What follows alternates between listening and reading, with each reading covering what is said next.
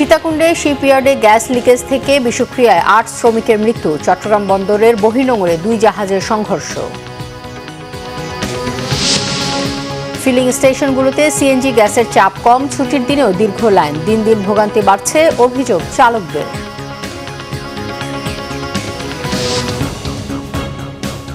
দেখছিলেন সংবাদ শিরোনাম। চট্টগ্রামের সীতাকুণ্ডে একটি শিপ ব্রেকিং ইয়ার্ডে গ্যাস লিকেজ থেকে বিষক্রিয়ায় ৮ শ্রমিকের মৃত্যু হয়েছে। জাহাজটি কাটার আগে জাহাজটি থেকে কার্বন মনোক্সাইড জাতীয় গ্যাস মুক্ত না করে কাটার ফলেই এই দুর্ঘটনা, বলছে ফায়ার সার্ভিস। এদিকে চট্টগ্রাম বন্দরের বহির্নোঙরে ২ জাহাজে সংঘর্ষ হয়েছে। উদ্ধারে কাজ করছে কোস্ট গার্ড। ভাটিয়ারির Ferdous Steel Ship Recycling Industries নামে শিপ ব্রেকিং ইয়ার্ডে সকালে একটি জাহাজে কাজ করার সময় গ্যাস লিকেজ হয়ে বিষক্রিয়ায় ঘটনাস্থলে ৩ জনের মৃত্যু হয়। স্থানীয়রা পুরনো জাহাজ কাটার সময় লিকেজ থেকে বিষাক্ত গ্যাস ছড়িয়ে পড়ে। এ সময় গ্যাসের বিষক্রিয়ায় অসুস্থ হয়ে পড়েন আরও কয়েকজন শ্রমিক। পরে তাদের উদ্ধার করে সীতাকুণ্ড উপজেলা কমপ্লেক্স ও পরবর্তীতে চট্টগ্রাম মেডিকেল কলেজ হাসপাতালে নিলে সেখানে আরও ৪ শ্রমিকের মৃত্যু হয়। এদিকে কিভাবে বিষাক্ত গ্যাস লিক হলো এবং ইয়ার্ডে শ্রমিকদের জন্য পর্যাপ্ত নিরাপত্তা ব্যবস্থা ছিল কিনা তা খতিয়ে দেখতে কাজ শুরু করেছে কারখানা ও প্রতিষ্ঠান পরিদর্শন অধিদপ্তর। এর মধ্যে আর 5 জনের মৃত্যু শনাক্ত করতে পারছি। 5টা হাসপাতালে আছে, চট্টগ্রাম মেডিকেলে। এই 5 জন লোকই মারা গেছে বলে আমাদের ধারণা আছে। এখানে 2 জন আছে, এই 7 জন টোটাল 7 জন। এবং ভিতরে কয়জন লোক গিয়েছিল না গিয়েছিল এটা আমরা জানতে পারবো জোয়ার নেমে যাওয়ার পর, যখন আমরা যাবো দেখবো তখন। এখানে প্রথমে 3টা লাশ এখানে আপনার উদ্ধার করে ডেড বডি, পরবর্তী 2 জন আহত পাওয়া যায়। আহতদেরকে আমরা বিএসবি হসপিটালে আমরা স্থানান্তর করি। আমাদের আসার আগে, অর্থাৎ আমাদের কুমিরা ইউনিট আসার আগে আমরা লোকাল যে জনগণ আছে তাদেরকে জানতে পারছি অনেক আহত অথবা কোনো ডেড বডি এখান থেকে সরানো, এবং কতজন আসছে বা কে আসবে আমরা জানতে পারি নাই। পরবর্তীতে জানতে পারছি কিছু হয়তো আহত চিটাগাং মেডিকেলে আছে। এক্সাক্ট ফিগারটা আমরা এই মুহূর্তে বলতে পারি না। রাজধানীর ফিলিং স্টেশনগুলোতে সিএনজি গ্যাসের চাপ কম। এ কারণে বারবার জ্বালানি নিতে পাম্পগুলোতে সিএনজি চালিত যানবাহনের লাইন দীর্ঘ হচ্ছে। ছুটির দিনেও দীর্ঘ লাইনে অপেক্ষা করে গ্যাস নিতে হচ্ছে চালকদের। দিন দিন ভোগান্তি আরও বাড়বে বলে অভিযোগ করেন অনেকে। পলাশ তালুকদারের ক্যামেরায় বিস্তারিত জানাচ্ছেন মোবাশ্বের আহমদ। জুলাই মাসে মহেশখালী এলএনজি টার্মিনালে যান্ত্রিক ত্রুটির কারণে জাতীয় গ্রিডে গ্যাস সরবরাহ কমে যায়। এতে 3 সপ্তাহের বেশি সময় ধরে গ্রাহক পর্যায়ে চাহিদামতো গ্যাস সরবরাহ সম্ভব হচ্ছে না। লাইনে গ্যাসের চাপ কম থাকায় ফিলিং স্টেশনগুলোতে সিএনজি চালিত যানবাহনের লাইন দিন দিন দীর্ঘ হচ্ছে। রাজধানীর বেশ কিছু ফিলিং স্টেশন গ্যাস সরবরাহে গ্রাহকের চাহিদা পূরণ করতে পারছে না।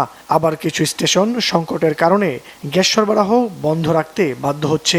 শুক্রবারে এত সিরিয়াল থাকে না, তারপরে গত শুক্রবারে যেমন সিরিয়াল, আজকেও তেমন সিরিয়াল। এভাবে গেলে কেমনি জমা দেবো, কেমনি পরিবার চালাবো, খুব সমস্যা। 3000 টাকা 2700 টাকা গ্যাস ঢুকবে, এখন মনে করেন 500 টাকার গ্যাসও ঢুকতেছে না। প্রেশার কম, সেক্ষেত্রে গ্যাস ওরকম ঢুকেও না। এলপিজিটা এখনো স্বাভাবিক মনে হচ্ছে আর কি। এলপিজিতে কোনো প্রতিবন্ধকতা সৃষ্টি দেখি নাই আর কি। এদিকে রাজধানীর বাসাবাড়িতে গ্যাসের সংকট কিছুটা কমে আসলেও পুরোপুরি স্বাভাবিক হয়নি। এলাকা ভেদে তিতাসের লাইনে গ্যাসের চাপ কম বেশি থাকায় গ্রাহক পর্যায়ে ভোগান্তির ধরনও ভিন্ন।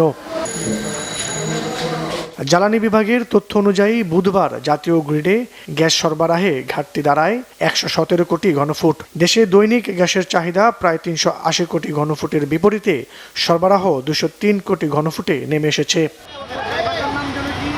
মোবাশ্বের আহমেদ, বাংলা ভিশন, ঢাকা।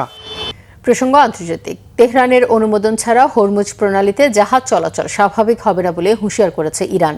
ওই অঞ্চলে অনির্দিষ্টকাল নৌ অবরোধের হুমকি দিয়েছে যুক্তরাষ্ট্র। আর মার্কিন রণতরীতে মারামারিতে মৃত্যুর খবর অস্বীকার করেছে আমেরিকার সামরিক বাহিনীর সেন্ট্রাল কমান্ড সেন্টকম। বিশ্বে জ্বালানি সরবরাহের গুরুত্বপূর্ণ জলপথ হরমুজ প্রণালী নিয়ন্ত্রণ নিয়ে আমেরিকার প্রেসিডেন্ট ডোনাল্ড ট্রাম্পের একতরফা দাবির প্রেক্ষিতে হুঁশিয়ার করেছে তেহরান।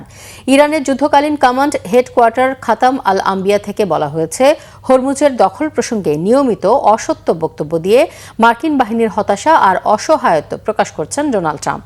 তেহরানকে শায়েস্তা করতে ইরানের বন্দর ঘিরে মার্কিন বাহিনীর নৌ অবরোধ প্রয়োজনে অনির্দিষ্টকাল বহাল থাকতে পারে বলে জানিয়েছেন যুক্তরাষ্ট্রের প্রতিরক্ষামন্ত্রী পিট হেগসেথ। আর মার্কিন অর্থমন্ত্রী স্কট বেসেন্ট বলেছেন, তেহরানকে অর্থনৈতিকভাবে কোণঠাসা করতে আগামী সপ্তাহে এমন কিছু পদক্ষেপ নেওয়া হবে যা ইরান আগে দেখেনি। এদিকে মার্কিন রণতরী ইউএসএস আব্রাহাম লিঙ্কনে একাধিক মৃত্যুর ঘটনাকে অসত্য দাবি করে সামাজিক মাধ্যম এক্স হ্যান্ডেলে ব্যাখ্যা দিয়েছে মার্কিন সামরিক বাহিনীর সেন্ট্রাল সেন্ট্রাল কমান্ড সেন্টকম। বিভিন্ন গণমাধ্যম দাবি করছে ওই মারামারিতে প্রাণ গেছে অন্তত 7 জন নাবিকের। যুদ্ধজাহাজটি 260 দিনের বেশি সময় মধ্যপ্রাচ্যে অবস্থান করছে। এমন অবস্থায় ইউএসএস জর্জ ওয়াশিংটনকে সেখানে পাঠানোর পরিকল্পনা হচ্ছে বলে প্রতিবেদন প্রকাশ করেছে দ্য ওয়াল স্ট্রিট জার্নাল। যুব সমাজকে দক্ষভাবে গড়ে তুলতে এবং কর্মসংস্থান সৃষ্টির লক্ষ্যে প্রশিক্ষণ কার্যক্রমে বিশেষ নজর রাখছে সরকার, বলেছেন যুব ও ক্রীড়া প্রতিমন্ত্রী আমিনুল হক।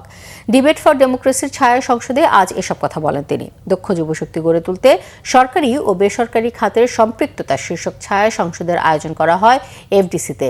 সরকারি দলের ভূমিকায় ছিলেন ইস্টার্ন ইউনিভার্সিটি, বিরোধী দলের ভূমিকা পালন করে বাংলাদেশ কৃষি বিশ্ববিদ্যালয়। যুব উন্নয়নে কারিগরি শিক্ষা ও খেলাকে পেশা হিসেবে নেওয়ার উদ্যোগ নেওয়া হয়েছে বলে জানান যুব ও ক্রীড়া প্রতিমন্ত্রী আমিনুল হক। ডিবেট ফর ডেমোক্রেসির চেয়ারম্যান হাসান আহমেদ চৌধুরী কিরণ বলেন, দেশের ক্রান্তিলগ্নে যুবারাই সবচেয়ে বড় শক্তি। তারা মানসম্মত শিক্ষা ও টেকসই ভবিষ্যতের প্রত্যাশা করে।